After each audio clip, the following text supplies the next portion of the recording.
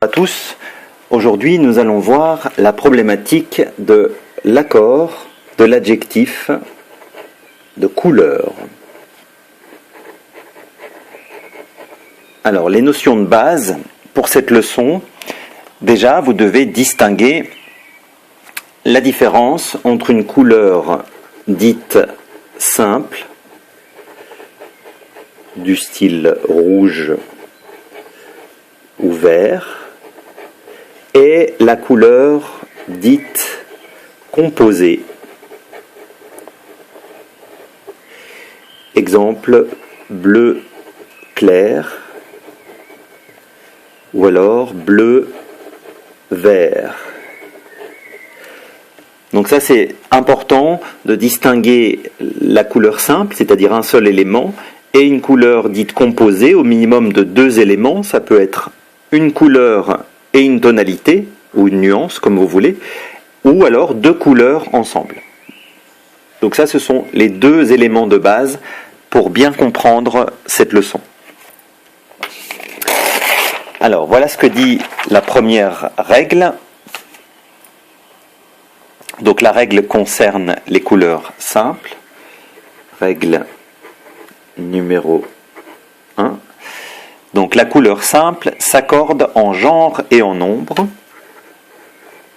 Accord en genre, c'est-à-dire masculin, féminin, et en nombre, c'est-à-dire singulier, pluriel, avec le nom auquel elle se rapporte.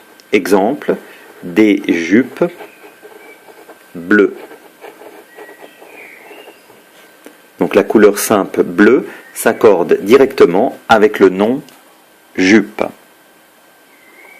Donc là, c'est une règle très simple qui malheureusement est annulée par une exception.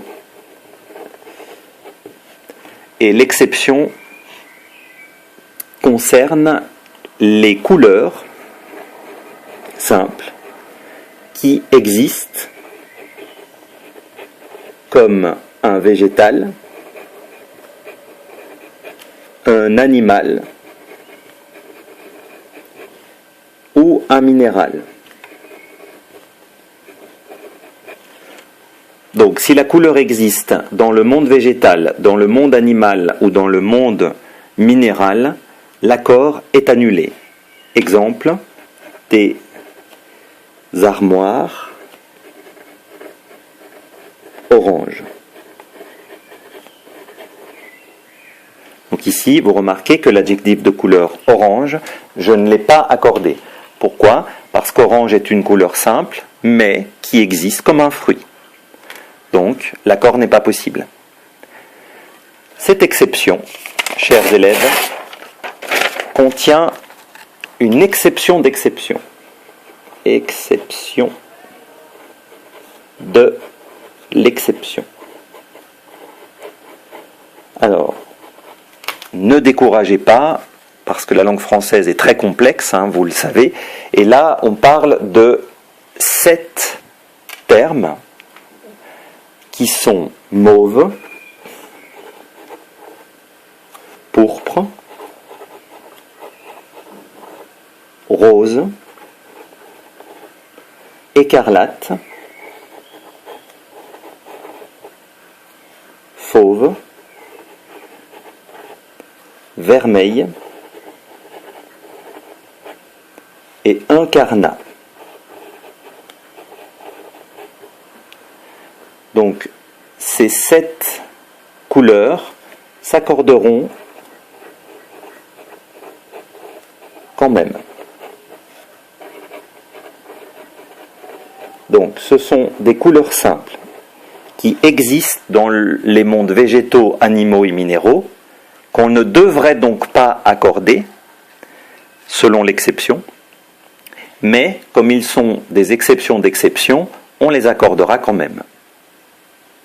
Donc il faut juste les mémoriser, les apprendre par cœur, de manière à pouvoir les écrire correctement.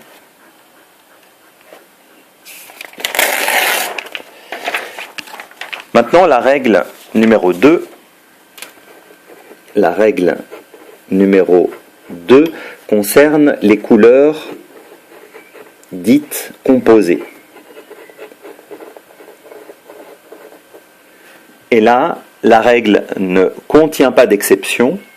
C'est une règle qui dit que les couleurs dites composées sont invariables. D'accord ? Je vous donne un exemple. Des robes bleu clair. Donc ici, bleu clair est une couleur composée. Donc 2 éléments, je vous le rappelle. Donc vous ne touchez pas ni le premier ni le deuxième élément, c'est-à-dire vous ne les accordez pas avec le nom robe. Donc il n'y a pas d'exception à cette règle numéro 2. La seule chose que vous devez savoir, et ça peut faire l'objet d'une règle numéro 3,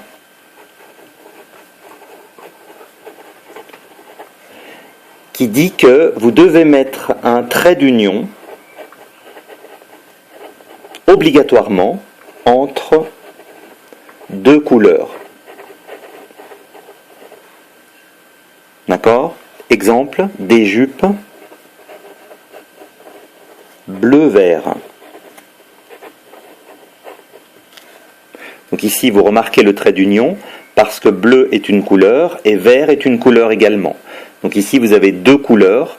Le trait d'union est obligatoire. Ne pas le mettre serait considéré comme une faute de grammaire puisque vous ne respectez pas cette règle. D'accord ? Donc attention au trait d'union. Faites bien la distinction entre la couleur et la tonalité, ou la nuance, comme vous voulez, vous l'appelez comme vous voulez, puisque ça, ces notions sont importantes pour comprendre les règles, d'accord ? Et bien sûr pour écrire correctement. Voilà ce que je peux vous dire sur l'accord des adjectifs de couleur. Il faut apprendre les exceptions, maîtriser l'exception de l'exception, et tout ira bien. Et je suis à votre disposition dans le cas où vous auriez des questions.